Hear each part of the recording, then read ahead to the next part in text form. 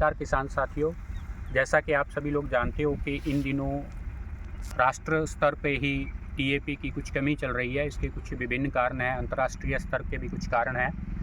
ऐसे में किसान के पास और क्या विकल्प हैं? अगर डीएपी का उसके कमी लगे तो और कौन सी उर्वरक हैं जिनका इस्तेमाल किसान भाई कर सकते हैं? इस विषय पे हमारे साथ कृषि विज्ञान केंद्र फाजिल्का ज़िले में जो बना हुआ है अबोहर में सीफेट में, वहाँ से डॉक्टर प्रकाश जी हैं जो कि सॉइल साइंस के एक्सपर्ट हैं। तो उनसे जानेंगे कि और कौन सी खाद है और उसको कैसे इस्तेमाल करना है उसके विकल्प के तौर पे। तो सर प्लीज़ हमें हमारे फार्मर्स को बताइए। सबसे पहले तो मैं भूपेंद्र जी आपका धन्यवाद करना चाहूँगा कि इस विषय में आपने मुझे बोलने का मौका दिया। सबसे पहले किसान साथियों इस बात पे बात करते हैं कि डीएपी को सबसे ज़्यादा कनक की बिजाई के लिए किसान सबसे ज़्यादा प्रेफर करता है, सबसे ज़्यादा यूज लेता है। तो अभी जो स्थितियाँ बनी हुई हैं पूरे पंजाब में, पूरे देश में, तो उस स्थिति को देखते हुए अपन डीएपी के जो यूज ले रहे हैं, डीएपी के विकल्प के रूप में अगर कोई दूसरा उर्वरक यूज में लिया जाए तो वो मैं रिकमेंड करता हूँ। सबसे पहले है single super phosphate. Single super phosphate की अगर डीएपी की दोनों की मैं तुलना आपको बता दूं थोड़ा सा, तो उसमें ये चाहूँगा कि डीएपी से नाइट्रोजन मिलती है 18% और फॉस्फोरस मिलती है 46%, जबकि एसएसपी से अपने को 3 तत्व मिलते हैं। पहला मिलता है फॉस्फोरस 16%, दूसरा मिलता है सल्फर वो मिलता है आपका 12%, तीसरा मिलता है कैल्शियम जो मिलता है 18%, जबकि कैल्शियम और सल्फर दोनों ही डीएपी में नहीं होते हैं। अब बात आती है कि डीएपी में एक एक्स्ट्रा तत्व होता है जिसको बोलते हैं नाइट्रोजन। नाइट्रोजन की पूर्ति अगर अपन यूरिया डीएपी देने के बाद में भी यूरिया किसान अप्लाई करता है तो यूरिया के थ्रू अगर नाइट्रोजन की पूर्ति कर देते हैं और साथ में एसएसपी के थ्रू डीएपी की जो विकल्प है एसएसपी, उस विकल्प का यूज करते हैं, तो मेरा ये कहना है कि जो आपकी उपज डीएपी से मिल रही थी उसके ज़्यादा बेहतरीन तो उपज के रिजल्ट देखने को मिलेंगे, आपके कनक के उत्पादन के रिजल्ट देखने को मिलेंगे। तीसरी बात कि जो सभी पोषक तत्व पौधे को ग्रोथ करने के लिए 17 पोषक तत्वों की जो आवश्यकता होती है, तो 17 के 17 पोषक तत्वों की पूर्ति के साथ में अगर देखें तो डीएपी के विकल्प के तौर में एसएसपी को यूज में लेते हैं तो 3 तत्व एक एसएसपी से मिल जाते हैं अपने को। तो ये मेरा कहना है कि अगर डीएपी को आप यूज में नहीं मिल रहा है तो इतनी आपको सोचने और टेंशन लेने की कोई आवश्यकता नहीं है। एसएसपी को भी आप यूज में ले सकते हो कनक की बुआई के लिए, क्योंकि इस समय जो हालात बने हुए हैं उसमें आपको डीएपी को मार्केट में नहीं मिल रहा है तो उसके लिए आपको परेशान होने की कोई आवश्यकता नहीं है। आप उसको वैकल्पिक तौर पे एसएसपी यूज में ले सकते हो जिसको सिंगल सुपर फॉस्फेट बोला मैंने। एक दूसरा और आता है जिसको बोलते हैं डबल सुपर फॉस्फेट, और एक तीसरे नंबर का और आता है जिसको बोलते हैं ट्रिपल सुपर फॉस्फेट।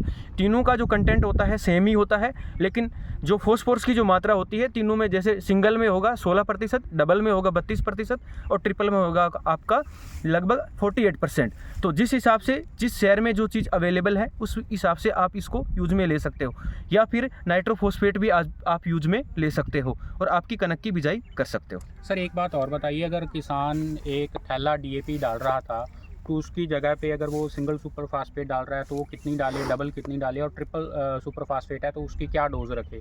एक ये चीज़ और बताएं। अगर किसान मान लो डीएपी का 1 कट्टा पा देता है 1 किले में या 1 एकड़ में, तो मैं ये आपसे उनसे ये कहूँगा जी कि 1 एकड़ की जगह में अगर आप 1 एकड़ में 1 कट्टा डालते हो तो एसएसपी के आपको लगभग 3 कट्टे पा देने हैं। ठीक है। अगर दोनों की जो प्राइस की बात करते हैं तो वो भी 1 कट्टा 1350 रुपये का आता है, लगभग मैं एवरेज बता रहा हूँ। तो 500 कुछ रुपए का आपका एसएसपी का 1 कट्टा आता है। तो दोनों के जो रेट है ना, रेट ऑफ प्राइस है, प्राइस में भी कोई ज़्यादा अंतर नहीं है, मूल्य में भी ज़्यादा अंतर नहीं है, तो किसान को इससे कोई भारी नुकसान। और अगर डबल है तो फिर 2 कट्टे और ट्रिपल है तो 1 कट्टा। हाँ जी ठीक है। तो इस प्रकार से आप लोग किसान भाइयों को हमारी वीडियो पंजाब के अलावा राजस्थान हरियाणा के लोग भी देख सकते हैं, तो वहाँ भी यही चीज़ है। डोज वहाँ राजस्थान में बीघा चलता है तो उस हिसाब से आप मतलब अगर डीएपी के मुकाबले सिंगल सुपर फास्फेट 3 गुना डालनी है, बस इतना सा मोटा अंदाजा जितनी आप डाल रहे हैं। जहाँ बीघे में लगभग 25 केजी वहाँ डाल रहे हैं, 25-30 केजी का चलता है हमारे हनुमानगढ़ गंगानगर ज़िले में, तो उस हिसाब से आप इसे कम ज़्यादा कर सकते हैं।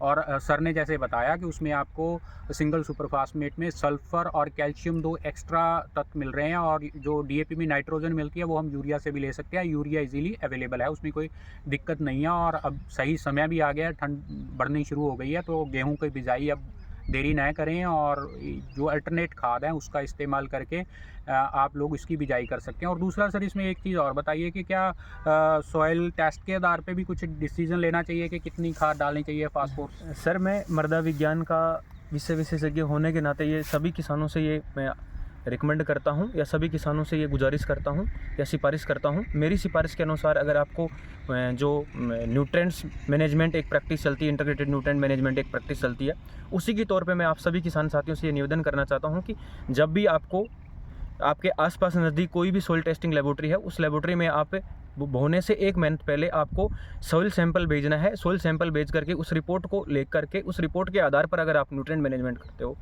तो जितना न्यूट्रेंट एक्स्ट्रा देने की आवश्यकता पड़ती है उसका आपका एक तो न्यूट्रेंट देने की आवश्यकता कम पड़ेगी।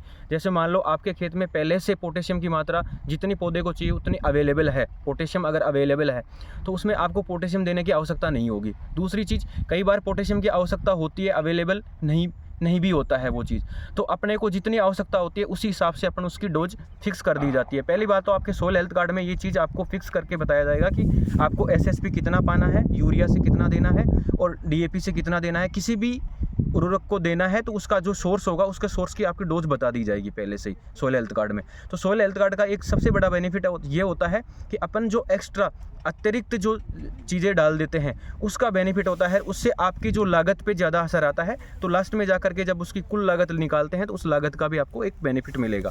तो मैं आपको ये सजेशन करूँगा, दोबारा फिर ये वापस मैं एक बात को रिपीट कर रहा हूँ कि मैं आप सभी से सजेशन करता हूँ कि सोइल हेल्थ कार्ड बनवा करके यानी सोइल टेस्टिंग करवा करके अगर आप अपने पोषक तत्वों की मात्रा को निर्धारित करते हो, जैसे नाइट्रोजन हो गया, फॉस्फोरस हो गया, पोटेशियम की मात्रा को निर्धारित करते हो मुख्य पोषक तत्वों की, तो आपके जो ज़्यादा अतिरिक्त जो शुल्क लग रही है, ज़्यादा अतिरिक्त जो पैसा लग रहा है वो भी आपका बचेगा और आपके आने वाले जो भी न्यूट्रिएंट्स, जो बैलेंस न्यूट्रिएंट्स जो आपका कणक होता है या आपका झोना होता है, तो किसी भी जो फसल होती है उसका जो खाद्यान्न उत्पादन होता है, खाद्यान्न उत्पादन को जब कंज्यूम करता है किसान करता है या पब्लिक में जहाँ भी जाता है तो पब्लिक को भी हेल्थी खाना मिलेगा।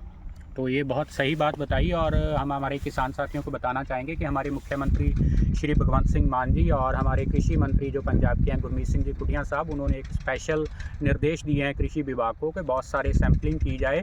तो हमारे फाजिलका ज़िले की बात करें तो हमारे अबोहर फाजिलका में कृषि विभाग की भी लैब है, इसके बिना बागवानी विभाग की भी लैब है, वहाँ से भी आप लोग चेक करवा सकते हो। तो ज़रूर आप सैम्पलिंग करवाएं और उसी से आपको पता चलेगा कि हमें कितनी खाद देने की ज़रूरत है।